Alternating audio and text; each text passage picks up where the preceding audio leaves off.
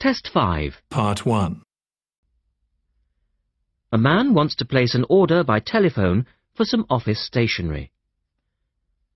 Listen to the conversation between the woman and the man and answer the questions. First, you have some time to look at questions 1 to 6.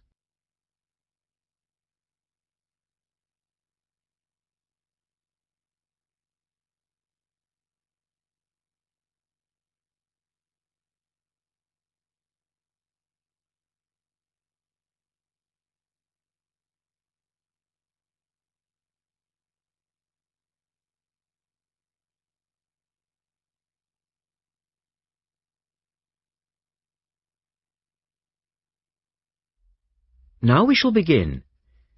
You should answer the questions as you listen because you will not hear the recording a second time.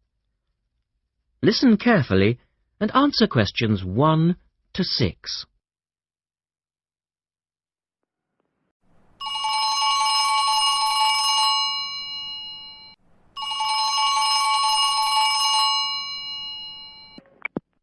Thank you for calling Millennium Office Supplies. If you would like to place an order, please press 1. Your call has been placed in a queue. A customer service operator will be with you shortly.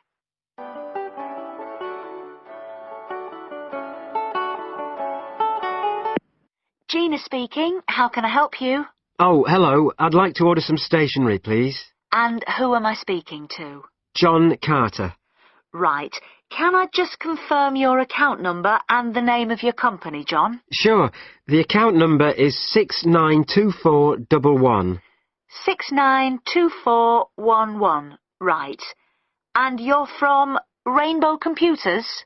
No, the company is Rainbow Communications. Oh, okay. I'll just fix that on the system. Communications. And what would you like to order, John? Envelopes. We need a box of A4, that is, normal size envelopes. White, yellow or manila? We'll have the plain white, please. But the ones with the little windows. Okay. 1 box, A4, white. Just the 1 box, was it? On second thoughts, make that 2 boxes. We go through heaps of envelopes. As a matter of interest, are they made from recycled paper? No, you can't get white recycled paper. The recycled ones are grey, and they're more expensive, actually. Right, we'll stick to white then. Something else, John? Yes, we need some coloured photocopy paper. What colours do you have? We've got purple, light blue, blue, light green, whatever you want, pretty much. There are 500 sheets to the pack. Right, let's see. We're going to need a lot of blue paper for our new price lists, so can you give us 10 packs, please? Make sure it's the light blue, though. 10 packs of the light blue.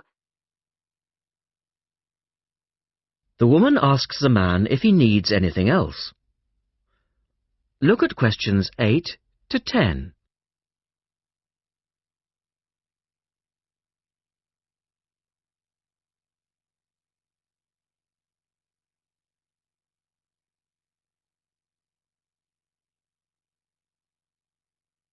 Now listen to their conversation and answer questions 8 to 10. Anything else that we can help you with? Let me think. What else do we need? I'm sure there was something else. Pens, paper clips, fax paper, computer supplies, office furniture? Oh yes, we need floppy disks. Do you have those nice coloured ones? Yes, but they're a bit more expensive than the black ones. Oh, that's all right. I'm not paying anyway. Right. Floppy disks. And what about diaries for next year? We've got them in stock already, and it's a good idea to order early. No, I think we're all right for diaries. But something we do need is one of those big wall calendars. You know, one that shows the whole year at a glance. Do you stock those? We certainly do. OK, can you include a wall calendar then, with the other stuff? Just make sure it's got the whole year on the one side. Sure. And do you have a copy of our new catalogue? No, I don't, but could you send one? Yes, I'll pop one in with the order. You'll find it a lot easier to remember what you need if you have our catalogue in front of you next time. Yes, good idea. And when can you deliver this? Should be with you tomorrow morning. Can you make sure that it's not after 11:30 a.m? Because I have to go out at 12. There's only myself here on Fridays. Fine. I'll make a note on the delivery docket that they should deliver before 11:30. Thanks very much. Thanks. That is the end of part 1. You now have half a minute to check your answers.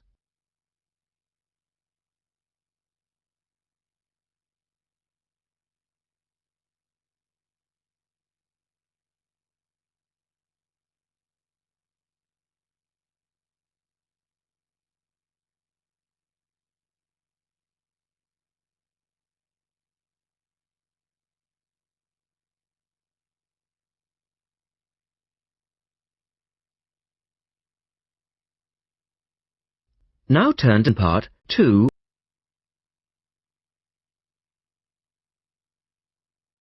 Test 5. Part 2. You will hear a reporter talking on the radio about an artist's exhibition. Look at questions 11 to 18.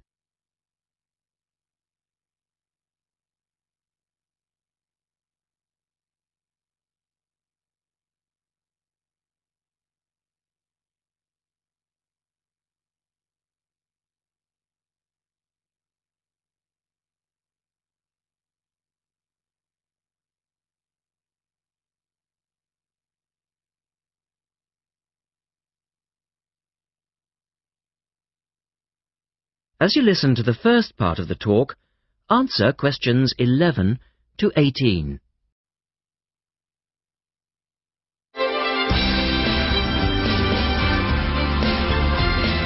And now for some information on local events and activities. A couple of announcements for art lovers and budding artists alike. First, a new collection of artwork is going on show to the public next month in the form of an artist's exhibition.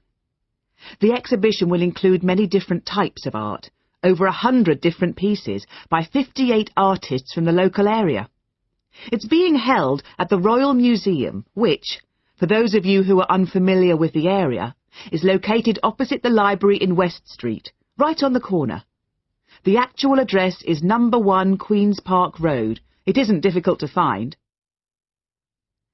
The exhibition will run for 9 weeks and will begin on the 6th of October and continue until the 10th of December. So there's plenty of time for you to go along and have a look, and I'm sure that will be worth doing. What will you see there? Well, amongst the items on display will be some exciting pieces of modern jewellery, furniture, ceramics, metalwork and sculpture. To give you some examples, local artist Kate Main will be there to discuss her collection of pots and bowls that she has made to resemble garden vegetables. They're the sort of thing that would brighten up any dining table and range from things like yellow cabbage-shaped bowls to round tomato-shaped teapots. Prize winner Cynthia Corse will also be there to talk about her silver jewellery, all of which she produced using ideas from the rural setting of her country home. Some of her rings are quite extraordinary and have beautiful coloured stones in them. Or, if you prefer sculpture, there's plenty of that too. Take, for example, Susan Cupp's sculpture of 25 pairs of white paper shoes. It sounds easy, but believe me, it looks incredible. All of these items, along with many others, will be on sale throughout the exhibition period.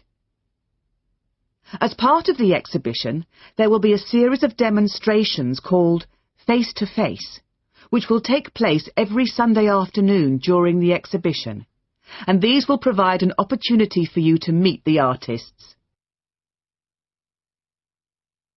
Now look at questions 19 and 20.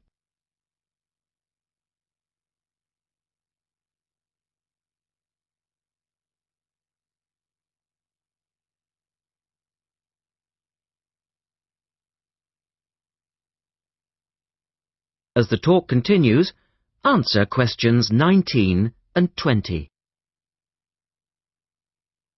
The second set of activities are for those who would prefer to indulge in some artwork themselves. The Artists Conservatory are holding a series of courses over the autumn period. The courses cover all media and include subjects such as Chinese brush painting, pencil drawing and silk painting. All the tutors are experienced artists. Course sizes are kept to a minimum of 15, and there will be plenty of individual assistance. All the sessions offer excellent value for money and the opportunity to relax in a delightful rural setting. Fees are very reasonable and include the use of an excellent studio and access to the art shop, which you will find sells everything from paper to CDs, and they also include the provision of all materials.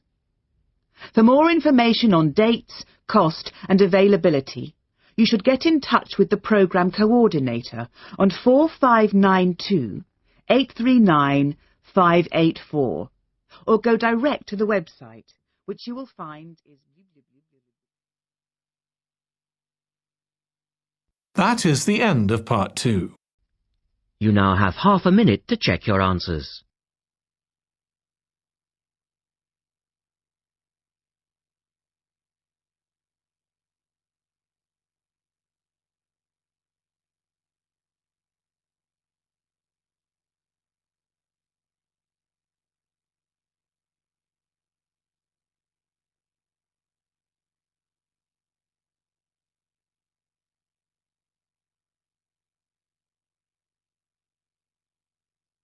Now turn to Part 3.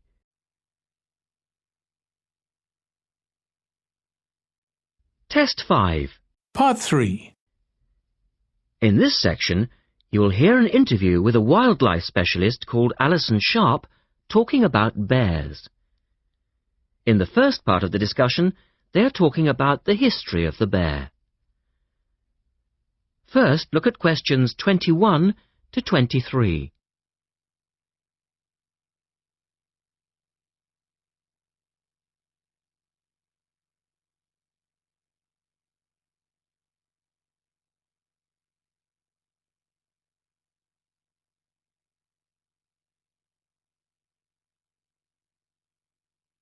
Now listen to the first part of the interview and answer questions 21 to 23.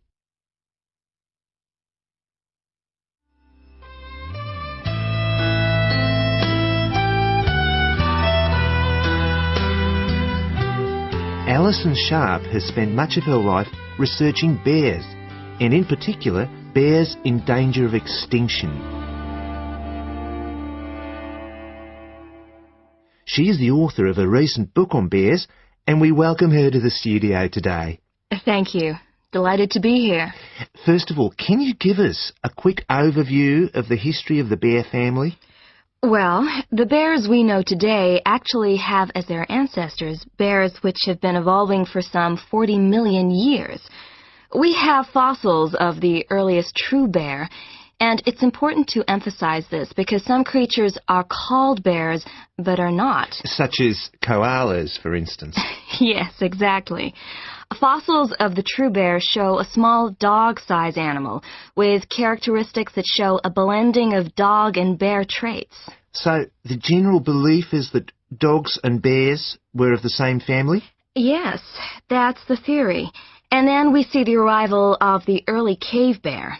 We know from cave drawings that Neanderthal man used to worship this bear and at the same time fear it. Understandable, perhaps. Yes, but they need not have worried because the cave bear only ate plants. Ah! In fact, the cave bear survived 2 ice ages, but then became extinct. In the second part of the interview, Alison talks more about the situation of bears today. Look at questions 24 to 30 first.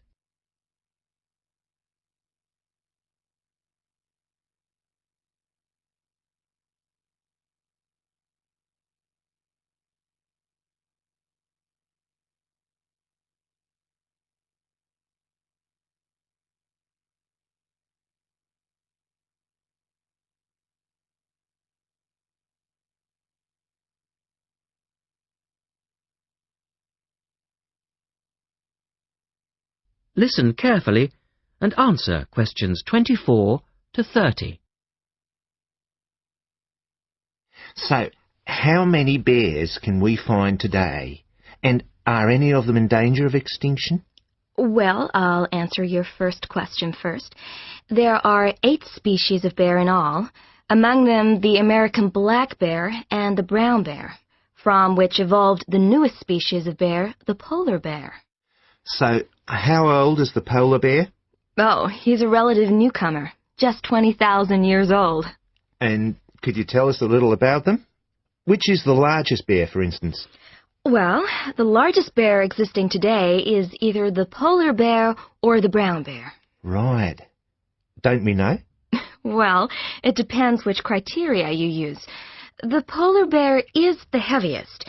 The male weighs up to 1,500 pounds, but his narrow body actually makes him look smaller than the much more robust brown bear. So, the brown bear appears the biggest. Yes. And the smallest? Well, the sun bear is the smallest of the 8 species. They only weigh between 60 and 145 pounds. That makes him a comparative junior. Yes. And then next we have the so-called giant panda. But that's a small bear too, comparatively speaking. And are all bears meat eaters? No, not at all. In fact, the giant panda is almost entirely herbivorous, living on a diet of 30 types of bamboo. Ah, yes, of course. Pandas are famous for that. And another interesting bear is the sloth bear, which eats insects, particularly termites.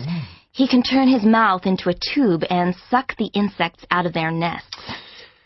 So, going back to my second question, are bears really in danger of extinction? Yes, indeed, they are. The sun bear in particular, as they've been hunted almost out of existence. And the habitat of the panda is also being reduced on a daily basis. Can anything be done to reduce the threat to these endangered species? I know, for instance, that it's very hard to breed bears in captivity. Yes.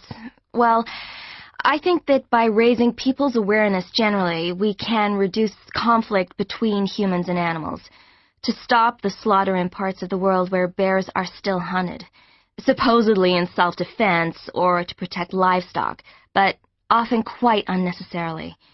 And we can also encourage governments to preserve the natural environment of the bear, rather than allow the areas where they live to be systematically destroyed in the name of progress. Yes, of course. And in addition to these global efforts, all profits from the sale of my book will go toward the United Nations Bear Protection Program. That's wonderful. And with the news coming up, thank you for your time, Alison, and best of luck with the book. Thank you very much. That is the end of part 3. You now have half a minute to check your answers.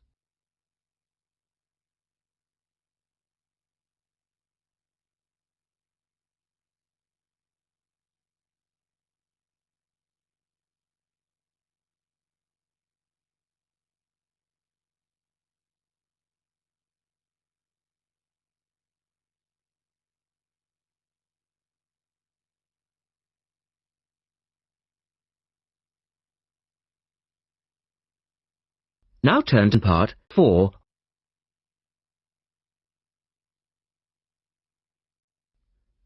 You will hear a lecturer talking about the solar eclipse in history. First, you have some time to look at questions 31 to 36.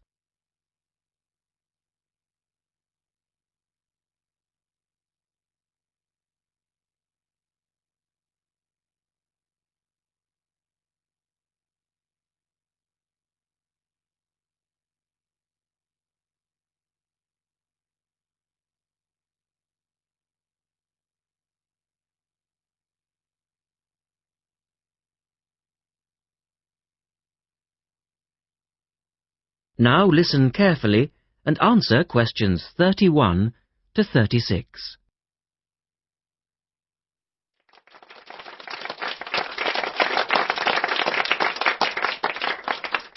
Good evening, and welcome to this month's Observatory Club lecture. I'm Donald Mackey, and I'm here to talk to you about the solar eclipse in history. 1,000 years ago, a total eclipse of the sun was a terrifying religious experience. But these days, an eclipse is more likely to be viewed as a tourist attraction than as a scientific or spiritual event. People will travel literally miles to be in the right place at the right time to get the best view of their eclipse. Well, what exactly causes a solar eclipse when the world goes dark for a few minutes in the middle of the day? Scientifically speaking, the dark spot itself is easy to explain. It's the shadow of the moon streaking across the Earth. This happens every year or two, each time along a different, and to all intents and purposes, a seemingly random piece of the globe.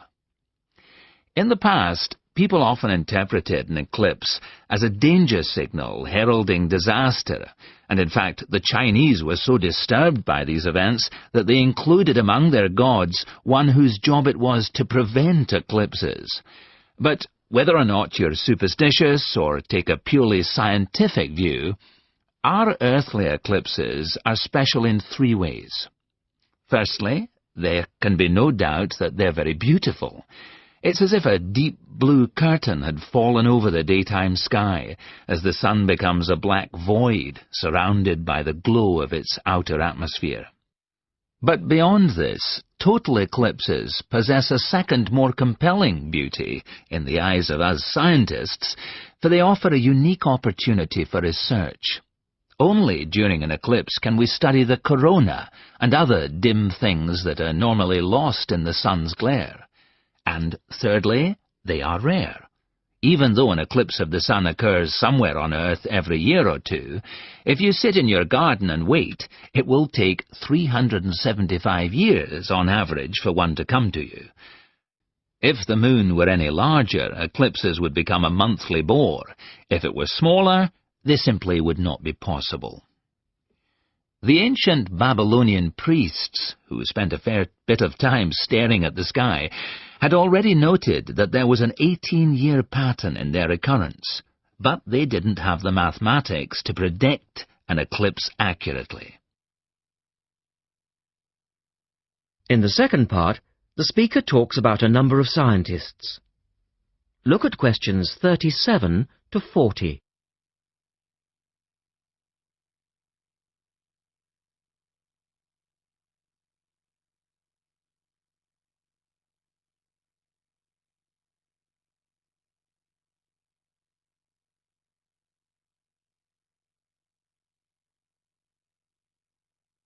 Now listen carefully and complete the table. It was Edmund Halley, the English astronomer, who knew his maths well enough to predict the return of the comet, which incidentally bears his name, and in 1715 he became the first person to make an accurate eclipse prediction.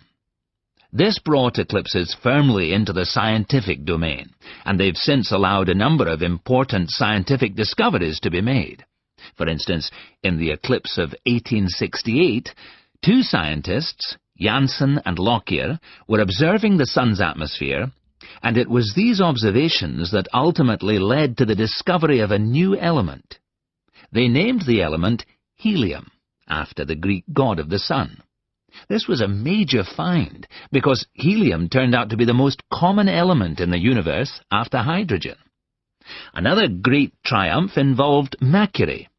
I'll just put that up on the board for you now. See, there's Mercury, the planet closest to the sun, then Venus, Earth, etc. For centuries, scientists had been unable to understand why Mercury appeared to rotate faster than it should.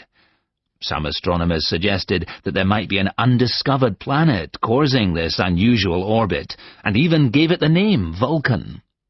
During the eclipse of 1878, an American astronomer, James Watson, thought he'd spotted this so-called lost planet.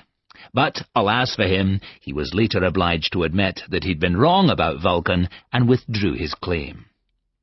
Then Albert Einstein came on the scene. Einstein suggested that, rather than being wrong about the number of planets, astronomers were actually wrong about gravity.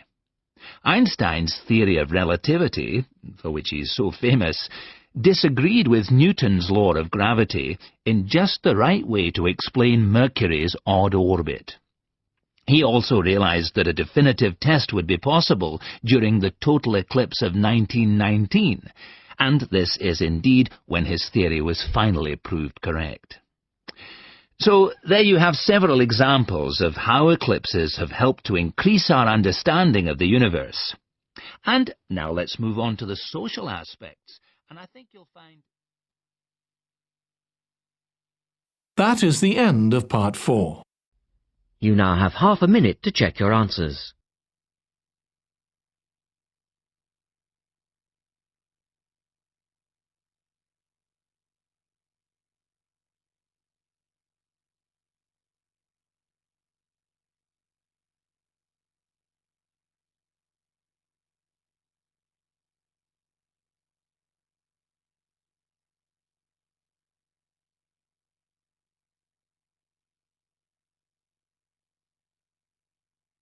That is the end of the listening test. At the end of the real test, you will have 10 minutes to transfer your answers to the listening answer sheet.